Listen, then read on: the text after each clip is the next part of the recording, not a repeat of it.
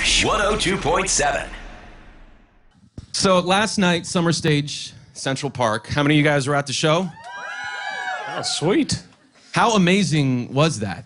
Oh, man, it was so incredible. The weather was just beautiful. It was my first time playing there, and yeah, it was an incredible show, man. The crowd was they were pretty hype, and they had a lot of energy and giving it back, and yeah, it was awesome.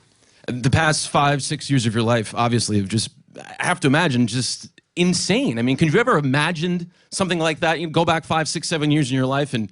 No, I've always dreamed it would happen, but I never thought it would. That's the only way I would be able to fall asleep at night. I would dream just about people wanting to hear my music and come to shows, and now that it's happening, I just dream about zombies attacking me from The Walking Dead. So that's So Matt Nathanson is on this tour with you, and I gotta ask, the guy is like notoriously funny. Like he does stand-up routines sometimes before his own shows to warm up his crowd. Is he like that, like behind the scenes? Is he a prankster? Are there any stories you could share about him? Just no pranks yet, anyways. He's funny. He's a funny guy. He'll make you laugh all day. Yeah, and he's always, I hear him during his show, he'll always be talking to the crowd or making them laugh or something. Yeah. He's cool. So, new music, you're working on the new album, we know that. Any expected release date, a single, anything you can share with us? Probably a single in the next couple weeks. I don't know what they're going to choose, but there's like a few good contenders, I think. I hope. They say they like it. I hope they're not lying to me. But yeah, there's several songs that I think they're going to be listening to. But hopefully in the next couple weeks in the album, hopefully we're thinking around November. Okay. So yeah. And I had read that this one you kind of did in Nashville, whereas the other ones... Actually, I wanted to do it in Nashville, but it didn't happen. Okay. I did 3 songs in Nashville. Right. 2 songs with Dave Cobb, who's an incredible producer, and 1 song with Nathan Chapman, who's an incredible producer and awesome songwriter and very, very talented musician and a good friend. And then the rest of the songs I've done in Seattle with Ryan Hadlock. And I got to, after tour, I have to finish a few songs up, just some vocal stuff and maybe, maybe some background vocals or what, I don't know. So, but yeah, I had to finish it out. But new Phillip Phillips is coming soon. New PP is coming. Yeah.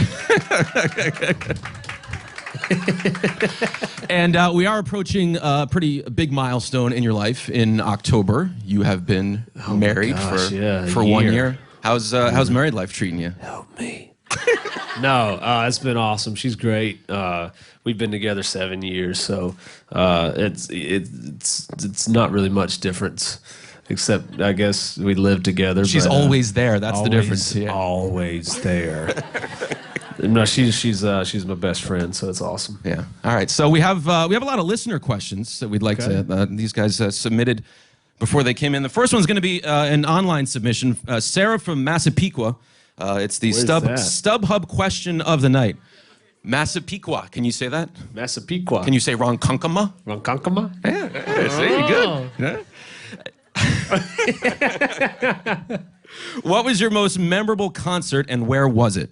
Most memorable concert. I say this all the time. I'm sorry, but it was definitely down in Rio. Like that was just a huge show. It was 90,000 people, and was that with Bruce Springsteen? Was that Bruce the one? Springsteen, yeah. I was opening up for the last 3 acts of the night. It was me, then John Mayer, and then Bruce Springsteen, and that was just the most incredible night of my life. Yeah, that's amazing. Like again, I thought I was about to pass out before I went on. I was literally so sick. It's one of those things. It's like, within 4 or 5 years, it's like boom. It's this huge wave. Yeah, man. You just see these people like it looks like it's for miles, and then when I'd never seen even close to that, half of that, amount of people before, except for like the night before it was 40,000 people, and then that was just the night before, but double that. But I was so scared. I was scared to death. But then when I got out there, people were singing every word to every song, not just the singles, which was just incredible. That's awesome. All right, so these are the questions from some of you. Jessica and Eileen. Where's Jessica? Here you are. Okay. So this is a pretty simple one. What was your favorite childhood candy? Man, I loved candy. I still love candy. I love chocolate so much. My favorite candy bar is between two. Is between a crackle bar. You don't know if you remember those. You don't really find they make those anymore. They're only tiny now. Yeah. I can't find the big ones anymore. But it was between that one and a Crunch bar. Yeah. Those are my two favorites. So the rice candy bars you were very fond of. Yeah, I was. I just loved the rice. crunch. The crunch was good. All right, this one's from Mary Jo. Where's Mary Jo? There you are. Okay. If you could have anything at all, what would it be? Wow. Anything at all? That's pretty. We could be here for a while. Yeah, that's a hard question. I would love like a lot of just land down in where I live in Georgia, just to live on. And I have an awesome house, but I would love to have like a nice big farm, maybe in the future. But I don't know. I don't really want much. I kind of just I came from, you know, when I was a kid, you had to work hard for what you wanted, and my dad kind of raised all of us that way. And so if we didn't have something, we didn't have it. So I kind of just appreciate what I have, and you know, if I get something else, it's awesome. If I don't, it's all good. All right. Adeline and Katie Garcia from Bayville. Where are you guys? Right there. Hello. How many instruments do you play? What are they? And what is your favorite? Guitar is definitely my favorite, and that's the only one I'm even halfway decent at. But I mess around with everything, you know, kind of. I'm really bad at drums, so I just stopped doing that. But piano I kind of mess around with, and there's a few songs that are going to be on the album that are kind of piano driven, I guess, but there's still guitar in it that I play. I just kind of come up with the idea, and then I can do I can do notes, but I'm not very good at it. I just figure out that part of just writing the song. But any kind of guitar instrument, I guess I can kind of halfway figure out. Sometimes, most of the time I can't. I just make it. That just takes me a while, and it just sounds horrible for a long time. And then finally I kind of figure out something. I'm like, yeah. When did you first pick up a guitar? I picked up the guitar when I was 14, almost 15, and I just picked it up and I never put it down. I took it to the bathroom with me, to family reunions, at church, school, on the bus. Or every day riding the bus, I would take my guitar and we'd have everybody on the bus. We'd have a big jam session. The bus driver hated me. Was it one of those things where you were self-taught, or did you take lessons, or you just figured it out on your own? Or? Self-taught. My brother-in-law, he taught me like a few of the main chords, just G, D, and all that good stuff. But I would only see him like once a month, if that. And he lived about an hour and a half away when he was dating my sister. But he would come in town. I'd show him what I'd learned, and he'd tell me if I was right or not. And but I had a little karaoke machine that was about this tall. It would play cassette tapes or CDs, and I would just put both in, whatever I had, and just reverse the tape or reverse the CD, go back and listen and figure out. And I would be in there for hours. I was a nerd. I didn't have many friends. Well, it paid off. What does your brother-in-law think now? He's so proud of me, I think, and got to see him in Atlanta, and he'll still tell me if I do something wrong. All right, so this is from Amy and Jada from Staten Island. There you are. All right. Staten Island, nice. Well, how has your life changed since you won American Idol, and do you keep in touch with any of the cast from American Idol? Yeah, life has changed a lot. Staying pretty busy, doing something I love, and don't get home much, but it's good. And we all kind of just sometimes they'll send a group text and saying hey or whatnot, and I'll just kind of respond hey, and that's about it. But if I see him, like if I see him out, if I'm in town or something, and I saw one of them the other day that came to a show, and so yeah, I don't think it's not like we all lived together back, those several years ago, but every now and then I think we try to say hello. It's a pretty exclusive fraternity of people who have experienced this. I mean, really. Yeah, we're all weird. So. Who have experienced it, and I mean, you won. That was just what they said. That could be a myth. I don't know. It could all be a lie. I'm pretty sure it's not a lie. Michaela and Gary. Where are you guys at? There you go. Which artist do you want to collaborate with the most? I love to write with Tom Petty. I would just even love to see how he writes a song. Like really sit down and just watch him and learn. I love him.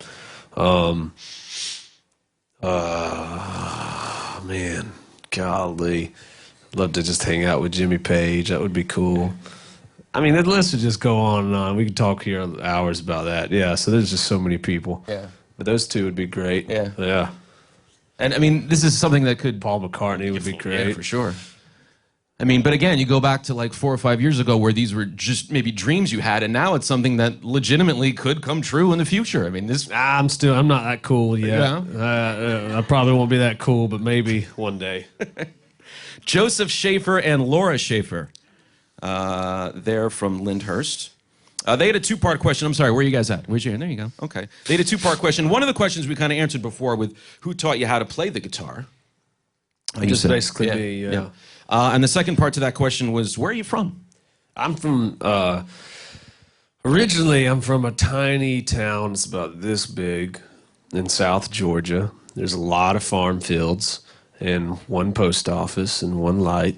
And it was me and this young girl. She was a year younger than me, but we were born on the same day. And then my middle sister, we were born on the same day as well, but we're 7 years apart. So whenever it was our birthday, we'd have a big birthday party. I say big, but it was just my family and their family, which was like 10 people. And so that was a place called Sasser, Georgia, and. But it's a tiny place. We were the only two kids on that street, and we were best friends. Her name was Stevie, and but then I moved to the next town over. It's called Leesburg, Georgia, and then I lived there basically from when I was 11 till 21 or something. I don't know. Yeah, that's another small town too. So, like typical Friday night, you're 16. What'd you do in your tiny town in Georgia? When I was starting to drive, things changed a little bit. No, I would hang out with friends so the big city is called Albany, Georgia. I mean, it's still not huge, but we have a lot of friends that live there, and we'd go out there and hang out and friends and stuff. So not much different than any other town in the United States of America, right? Nah, not too much. Typical upbringing, typical kid. Yeah, I mean, like I said, I didn't have many friends, but that's why I picked up the guitar to hopefully attract some ladies or something, but it still never happened. I was too shy to talk. All right, Dylan from Freehold. Where's Dylan? There's Dylan right there. He wrote on the bottom, I am a huge fan. Please answer this question. How long does it take to record a song? Man, that just depends on the song. I mean, literally, I've been working on this one song, and we've played it live. I've been playing a few new songs live out in the shows, but I just kind of started playing this new one.